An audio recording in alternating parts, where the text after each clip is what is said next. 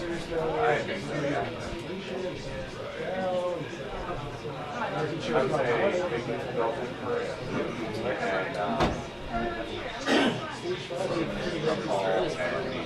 you give me a mic? Check. You all right? Beautiful.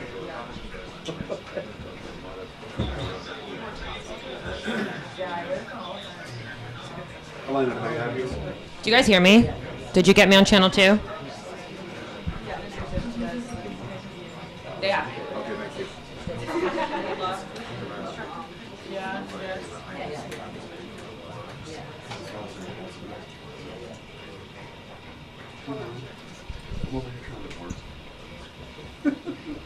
Sometimes you like a little tweak here. I don't even know my camera for swinging people. So what kind of That's about a good seat. is that trick? Beautiful. What is it, 600? 750. My last bike was an Interceptor 600. Oh, yeah? I tried to bring him when I went through here in 89. Yeah. So he was like an 87 bike. Yeah. I just took him like some people when I, Yeah. That's too quick. I can't do that. That scares me.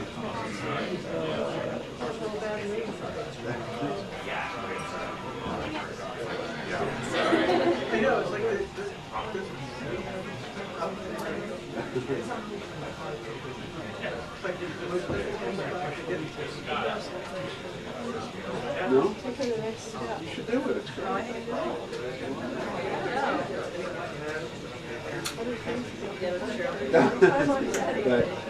that I understand. Every time I go out and look at the bike. come on with camera. No. It's too fancy. It's very fancy. Yeah, look, there's a lot of pressure, John, on this phone call with Russian President Vladimir Putin at 10 a.m. As you mentioned, he'll also speak, President Donald Trump, with Ukrainian President Volodymyr Zelensky shortly thereafter. But there's no question that Trump administration officials and even the president himself have grown increasingly frustrated with Putin in recent weeks. And really, I think a key goal today with this phone call is to decide whether or not a deal is still viable. Now, we did hear the president this weekend kind of express optimism. He also said that he believed he needed to sit down or at least have a direct conversation with the Russian president to determine what a path forward could look like. But all of this, these calls today come after we know that, one, as you mentioned, Ukraine is now accusing Russia of launching its largest drone attack on its country since the war began. It also comes after Putin did not show up to Turkey for a meeting that he actually proposed in the first place. Instead, Zelensky and Ukrainian official representatives met with Russian representatives there. And then we also know that Zelensky met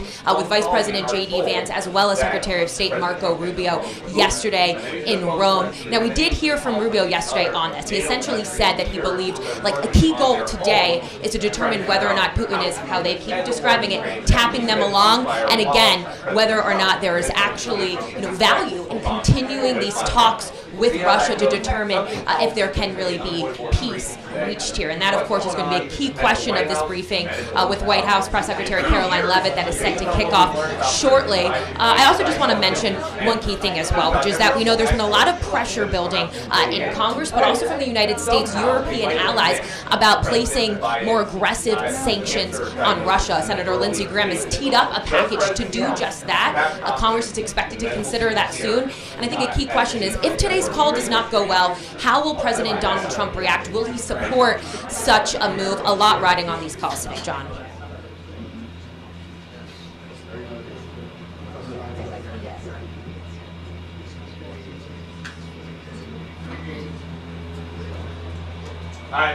If only there was some way to ask you about this in like 1 minute. Okay. We know that he put out a Truth Social, just saying that he hopes that everything is okay, but we don't know about any phone calls. Okay, cool. Yeah, just let me know. I'll have my phone and I can pop right back up for the same shot. Okay, thanks.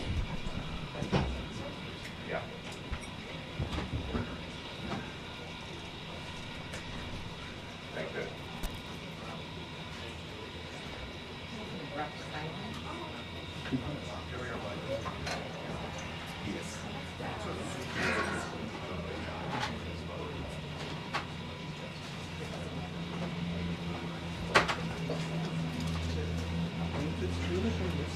Nice working with you.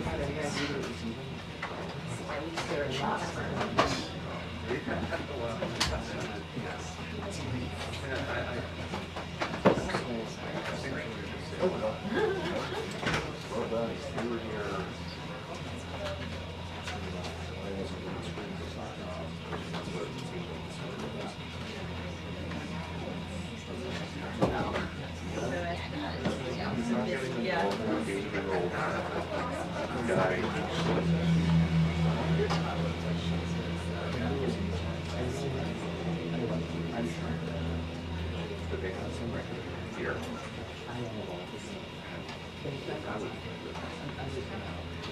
How are you doing?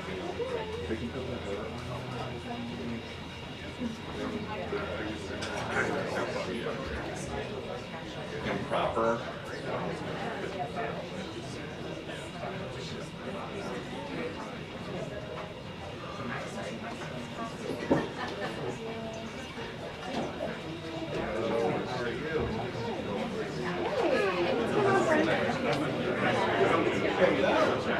No, I think it was seated next to him. It's just a great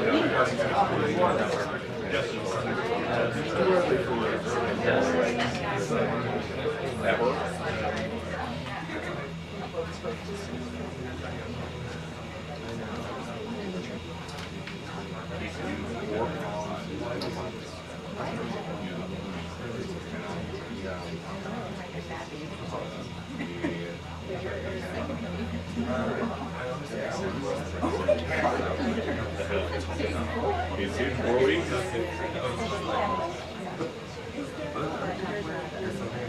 No, I know.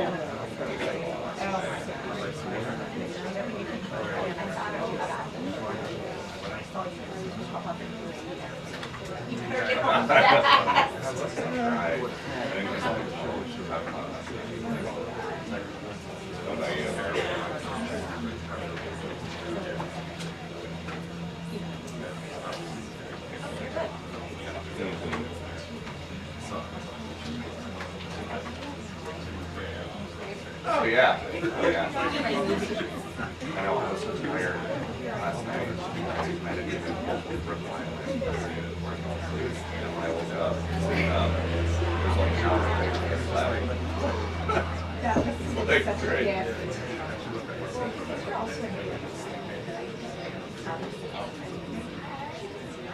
Yeah. Oh, yeah. And it's, you know how it is. There's not a ton of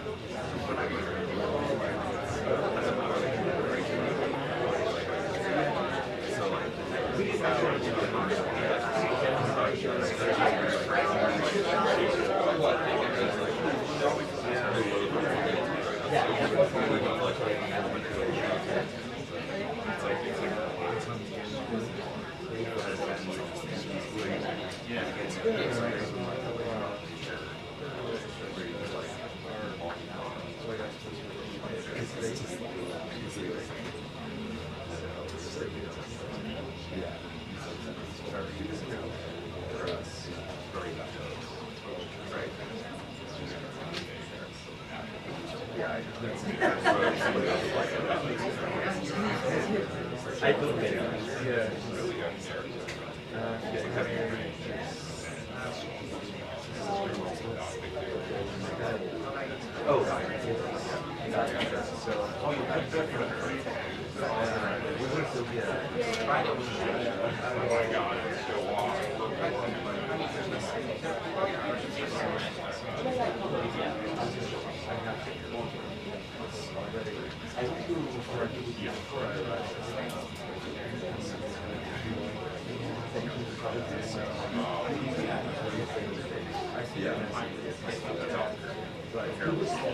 minutes until the briefing. 2 minutes until the briefing.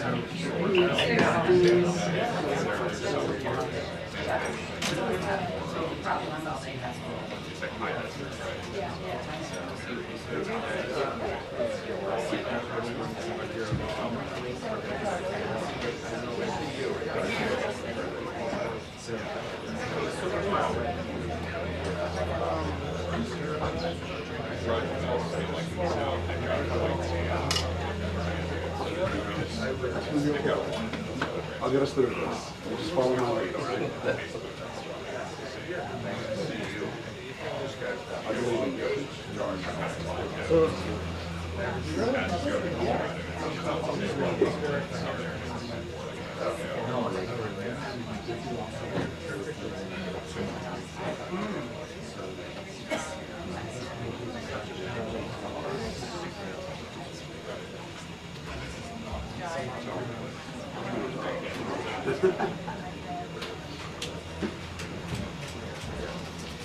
Good morning, everybody. Thank you for joining us early today. We have a very busy day, so we wanted to kick off the week right this morning after a great trip last week. It's good to see all of you back in Washington. This afternoon in the Rose Garden, President Trump, alongside First Lady Melania Trump, will sign the Take It Down Act into law. First Lady Melania Trump was instrumental in getting this important legislation passed. The Take It Down Act will protect victims of digital exploitation, hold internet platforms accountable by requiring them to remove such imagery from their platforms, and provide justice for victims by allowing prosecutors to go after those who publish non-consensual explicit images online. The First Lady met with members in the House and the Senate, survivors and their families, and advocates throughout the process to get this bill across the finish line. We are grateful for the First Lady's hard work and dedication to this issue. And moving forward, she will continue to champion the well-being of our nation's children through her Be Best agenda. I know the President looks forward to signing that bill into law later this afternoon, and we will see you all there. In other news, the One Big Beautiful Bill passed the House Budget Committee last night, bringing it one step closer to final passage.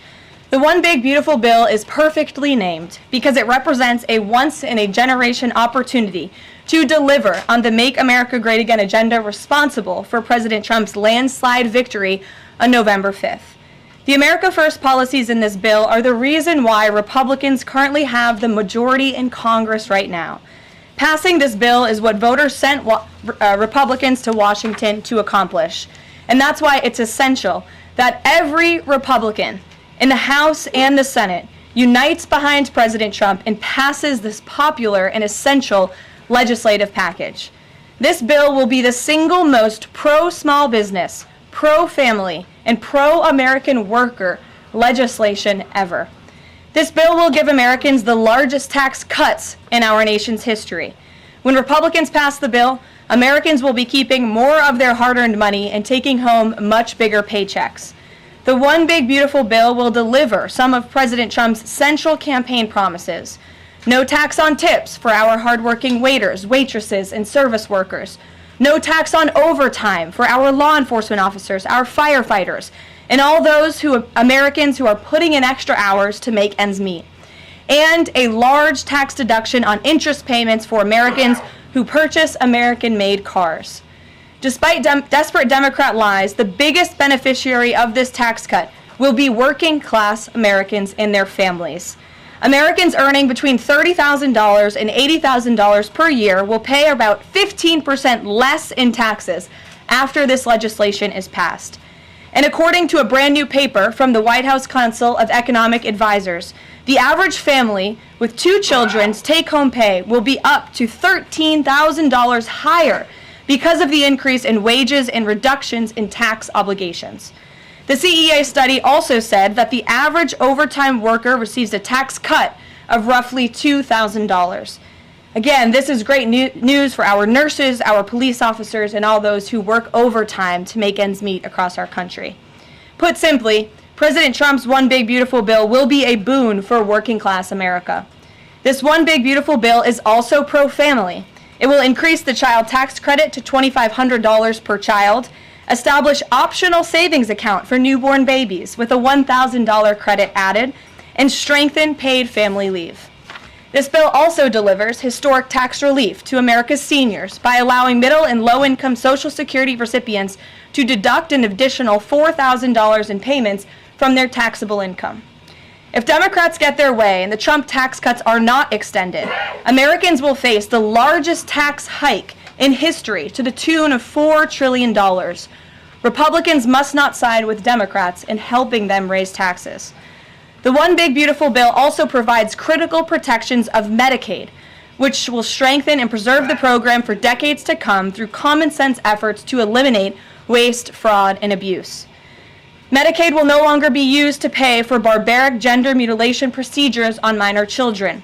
And the 1.4 million illegal aliens who are currently improperly receiving Medicaid benefits will be kicked off the program to preserve it for hard-working American citizens who need it.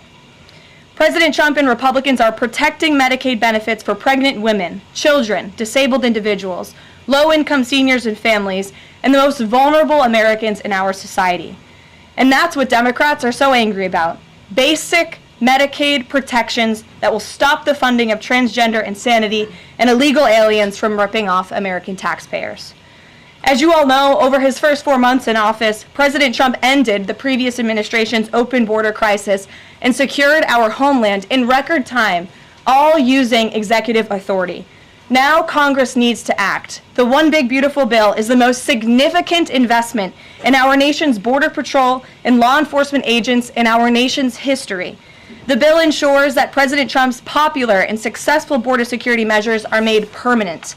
Republicans have the backs of Border Patrol and ICE agents who were put through hell over the past 4 years and have quickly worked to secure our southern border.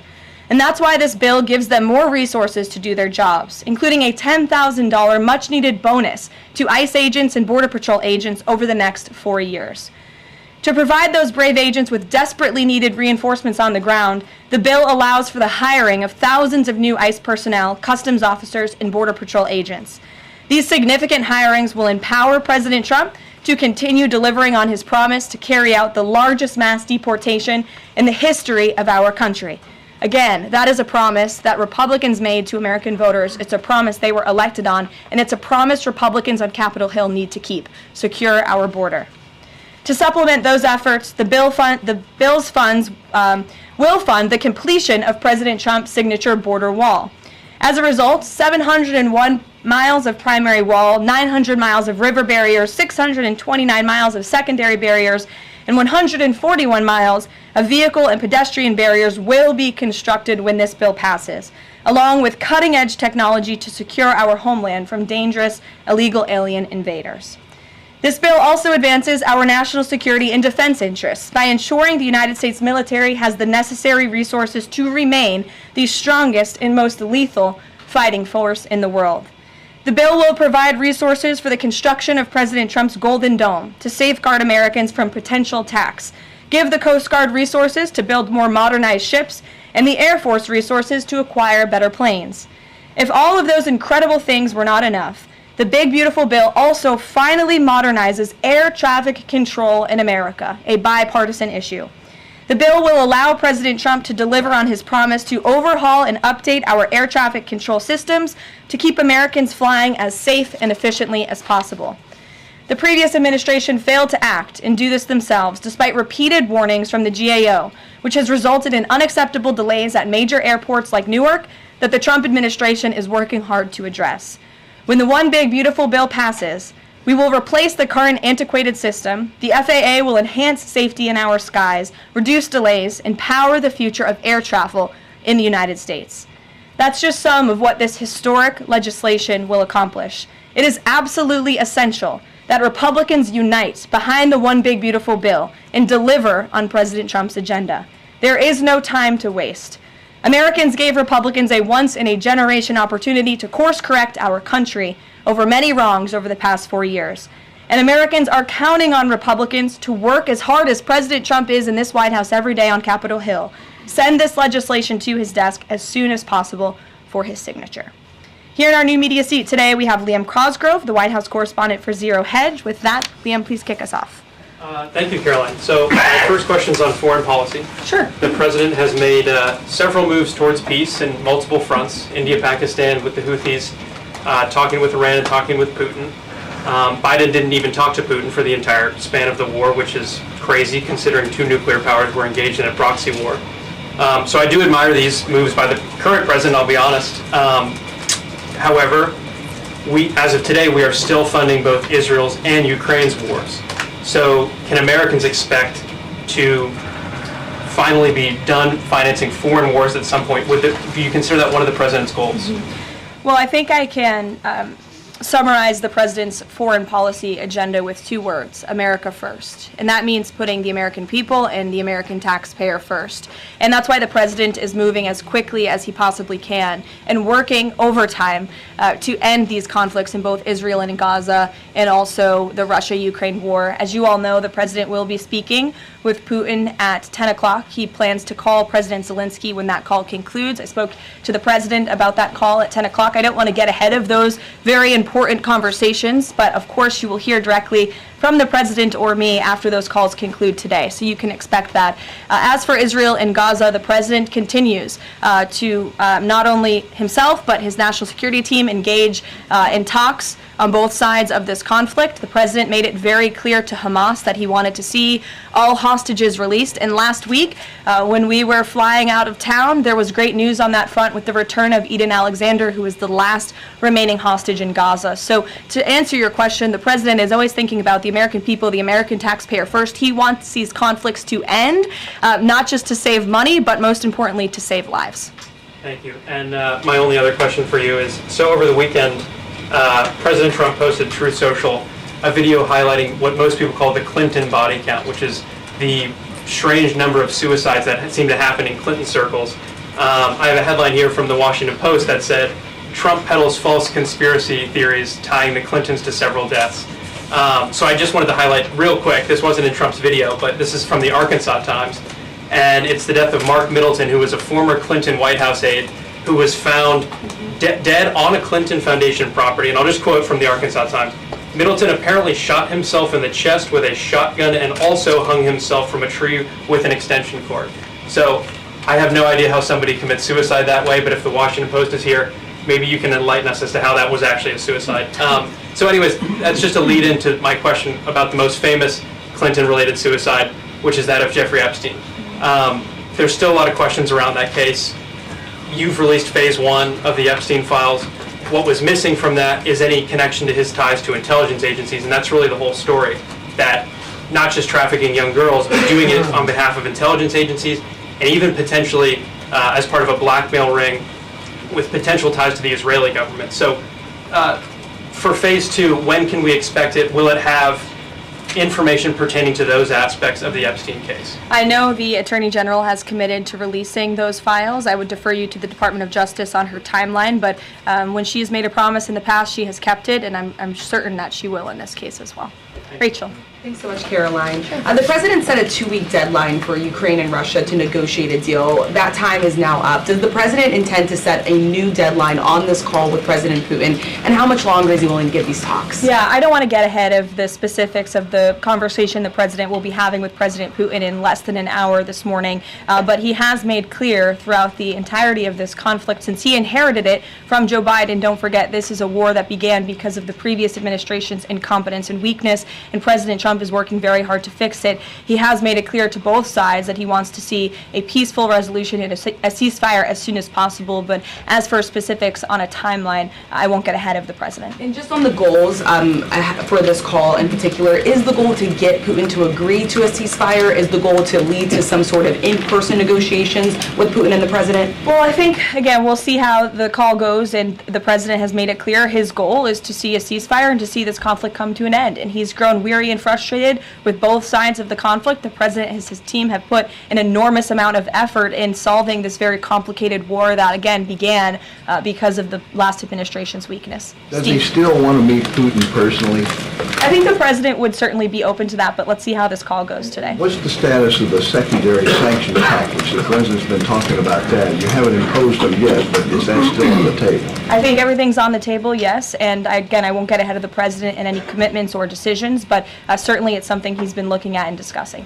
Elaine. Hi, Ken. I'm going to ask you about the House budget bill. So does the president agree with Republicans behind this bill that Medicaid work requirements should be implemented as soon as 2026? So the president wants to preserve and protect Medicaid for Americans who this program was intended for, the most vulnerable in our society, pregnant women, low-income families, seniors, those who truly need these benefits. And it should be going to people who physically cannot work. We want to see able-bodied Americans at least working 20 hours per week, whether that's part-time or full-time, whether that's even looking for work or volunteering for 20 hours a week if they are receiving Medicaid. These are common sense provisions. These are common sense changes that were actually introduced by former Democrat President Clinton. They've been supported by every Democrat president since, including the previous president, Joe Biden. But again, these are common sense reforms to ensure that those that this program was intended for receive those benefits. And then just a quick follow-up.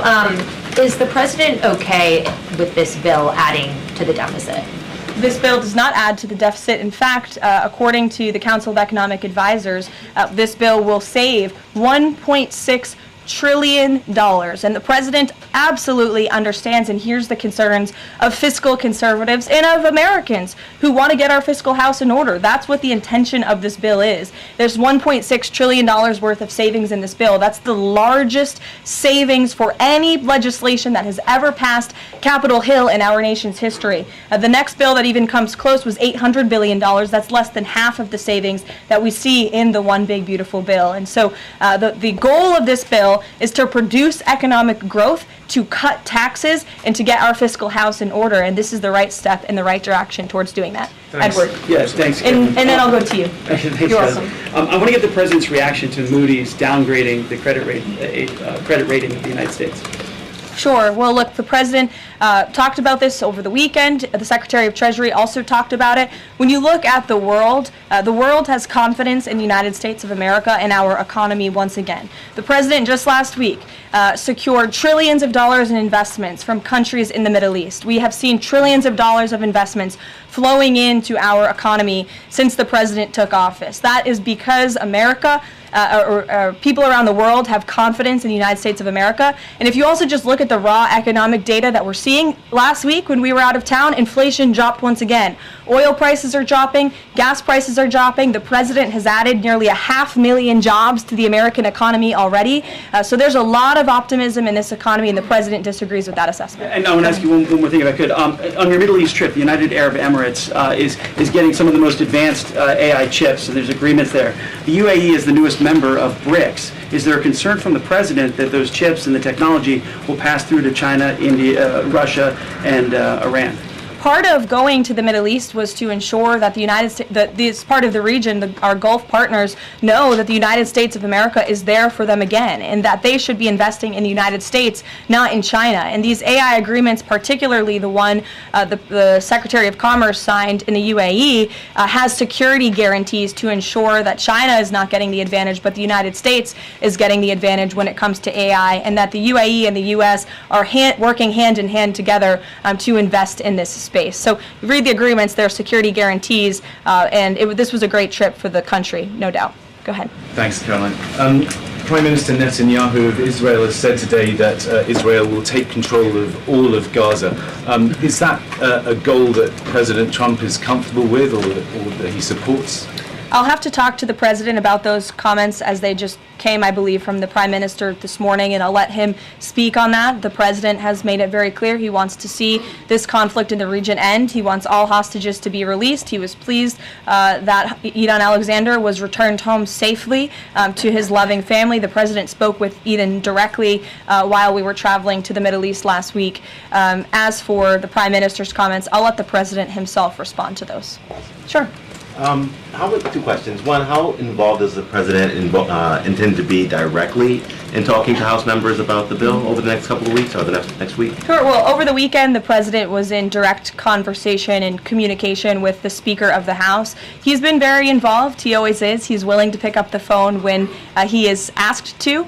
So he'll continue to be very engaged in this process with both House members and his friends on the Senate side as well. And on former President Biden's cancer diagnosis, the president put out a very nice message on Truth Social. Has he talked to President Biden directly? Does he intend to call? What does he intend to say directly? Not to my knowledge. I don't believe they have spoken, but I'm sure the president would be open to doing that. I spoke to him last night about the former president's cancer diagnosis, and the statement that he put out was the initial reaction he had with me on the phone as well. Peter. Follow up on former President Biden. White House doctors may have missed the early stages of his prostate cancer. So is President Trump worried about the quality of care that presidents get here? Not as far as President Trump is concerned. The White House physician we have here is phenomenal, and the team of physicians that take care of the president, particularly at Walter Reed Medical Center, are great. The president had his physical recently, as you know. He had perfect results. He's in very good shape. I think those of you who traveled to the Middle East with us last week can attest to the president's endurance. And by the way, I will add, we returned home from a very long and tiring trip last week, and on Saturday, where was the president? In the Oval Office working all day. He doesn't stop, he doesn't quit, he's in great health, and he trusts his physicians. Two more things.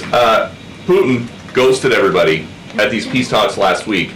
As President Trump phones him today to try to figure out an end to the Ukraine war, does he think that Putin is the good guy or the bad guy? I'll let the president speak on that conversation later. He's made his feelings about both sides of this war quite clear throughout it. He wants to see it end. And the last one, what does President Trump mean when he says that Taylor Swift is no longer hot? Look, he is speaking about Taylor Swift's political views and how perhaps it has impacted the support of the American public for her work, and I will leave it at that. Annie, go ahead. Thanks so much, Caroline. I'm just going back one more time to the White House Medical Office, because there seems to be some question about this with regard to President Biden's screening. Can you say whether or not President Trump is screened for prostate cancer as part of his physical? To the best of my understanding, he is, but we can certainly check in with the White House physician and go back and look at that physical report. And then just one other question. Recently, Stephen Miller at the White House made some comments about considering suspending habeas corpus.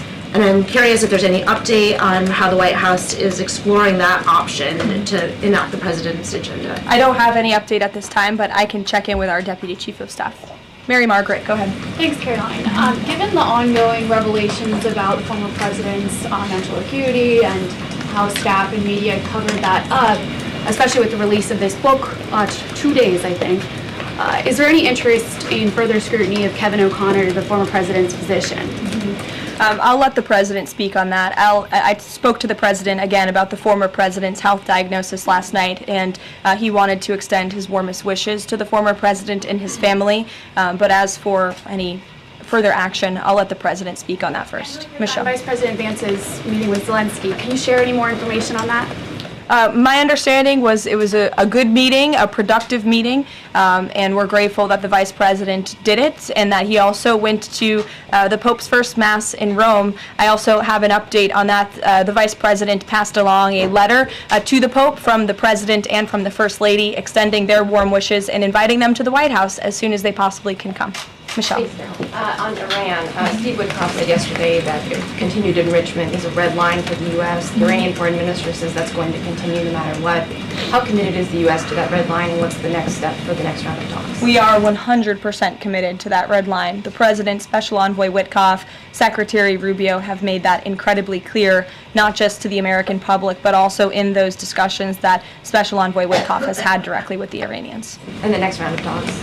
I don't have an update for you, but we can get one. To the back row. Go ahead. Thank you, Caroline. South Africa's president says he's going to come to the White House to meet with President Trump on Wednesday. What are the president's expectations for that trip? And the South African president recently said he believes the folks that have been resettled here recently are cowards running away from problems in South Africa. Does the White House have a response to that? So I did see the South African president put out that statement. I want to confirm on our end with our Secretary of State and National Security Advisor, and we'll get back to you on that. Monica. Thanks, Caroline. You mentioned the President and the First Lady are signing the historic Take It Down Act this afternoon. I'm curious to know, what are some of the repercussions or consequences for these online platforms or perpetrators that will comply with the act? Well, what this bill does, it takes the initial step to ensure that prosecutors are able to take down, that's why it's called the Take It Down Act, platforms that are allowing this sexually explicit content on their platform. So it gives them more leeway to go after them as they see fit. But as for specific repercussions, I would defer you to the Department of Justice of how they plan to implement this bill once it is signed later today. Brian. Yes, thank you. You said in your opening statement you talked about this MAGA baby savings account. Exactly how would that work? Who would be eligible for it? I'm assuming women would be eligible for that. Yes, so one of the provisions in the One Big Beautiful Bill, as I said, this is a very pro-family piece of legislation. Not only does it increase the child tax credit, but it also includes MAGA baby savings accounts for children that are born before January 1st, 2024, under 8 years old, U.S. citizens, and have at least one parent with a valid Social Security number. And when this tax provision becomes law, the child, if the parents seek to do this, will be set up with a savings account. Essentially, it's a 401k for a newborn baby. And child's relatives, their parents, can contribute up to $5,000 per year of after-tax dollars annually to that account. And then later in the baby's life, at age 25, savings account holders can withdraw up to the full balance of the account. Upon reaching 30, the account holders can access the full balance of the account for any purpose desired. So it's a great initiative for new parents, new mothers who want to set up this savings account for their children. Ouija. Thank you, Caroline. President Trump and his top economic aides have repeatedly said that Americans will not pay the cost of tariffs. In fact, last week, Lutnick said people have to drop the, quote, silly arguments that consumers would pay the cost. But over the weekend, as you know, the president posted that Walmart should eat the tariffs and not charge the value customer anything. I'll be watching, and so will your customers. So does he acknowledge that if companies don't absorb the full cost, Americans will have to pay? Well, first of all, the CEO of Walmart made those comments about the tariffs on an earnings call where CEOs, I believe, are legally obligated to give the most dire warnings and forecasts to their investors and stakeholders. The reality is the president has always maintained, Chinese producers will be absorbing the cost of these tariffs. And that is why China was so quick to hustle to the negotiating table with the United States of America. They need our markets, they need our consumers, and I would again point you to the inflation report that came out last week showing that inflation is declining in large part because energy prices are dropping across the board in this country because of the president's robust energy agenda that he has taken since January 20th. So the president is committed to ensuring that prices remain low for American consumers, and he maintains the position that foreign countries will absorb these tariffs. What does he mean by "I'll be watching" to Walmart? He'll be watching, seeing what they're doing. Jennifer. On the gift plane from Qatar, 3 things. Is there a timeline for the U.S. receiving that plane? Do you know how long it will take to retrofit the plane to presidential standards? And thirdly, has the intelligence community, security folks, have they weighed in on whether that plane can actually be secured to presidential standards? I'm glad you brought up this question because I was watching the American press spew a lot of misinformation about the plane donation last week when we were abroad. Let's be very clear. The government of Qatar, the Qatari family, has offered to donate this plane to the United States Air Force, where that donation will be accepted according to all legal and ethical obligations. It will be retrofitted to the highest of standards by the Department of Defense and the United States Air Force. This plane is not a personal donation or gift to the President of the United States. And everyone who wrote that last week should go and correct their stories, because this is a donation to our country and to the United States Air Force. As for a timeline, because it is the United States Air Force that is accepting the plane, I would defer you to them for specifics, because the President, frankly, has nothing to do with it. It's the Air Force's project to take on. Sure. Elizabeth. Thanks so much, Caroline. Did the president call fiscal conservatives who were hesitant to vote for the big, beautiful bill? And if so, what did they say? What did he say? I don't reveal the president's private discussions unless he gives me the liberty to, but he has been engaged in this process. He spoke to the Speaker of the House, and he will continue to make those phone calls if it's necessary for him. Sure.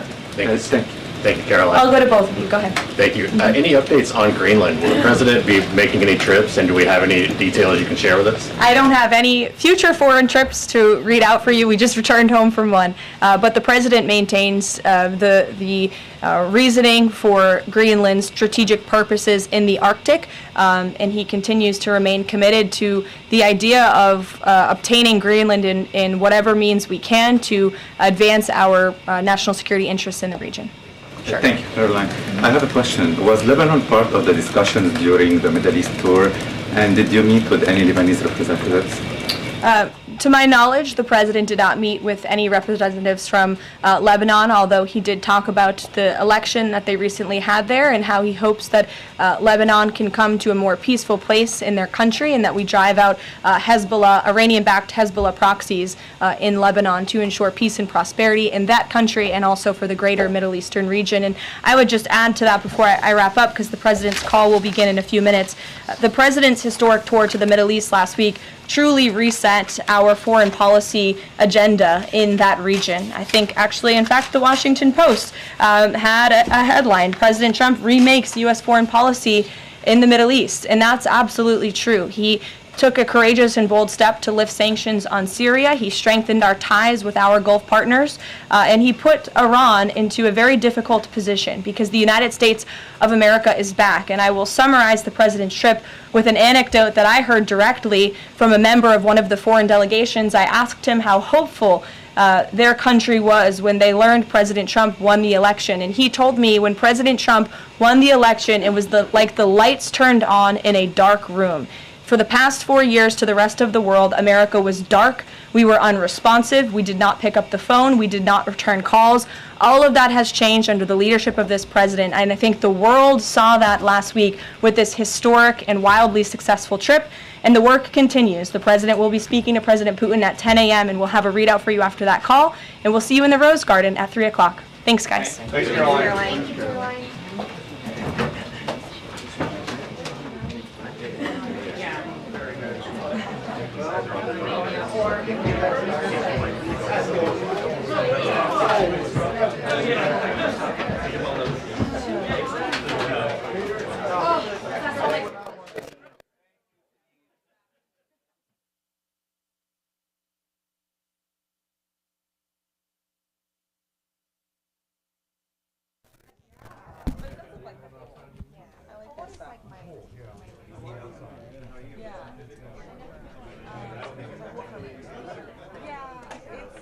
It helps me look older. They have like cute stuff. Excellent work. Thank you so much. I was very impressed.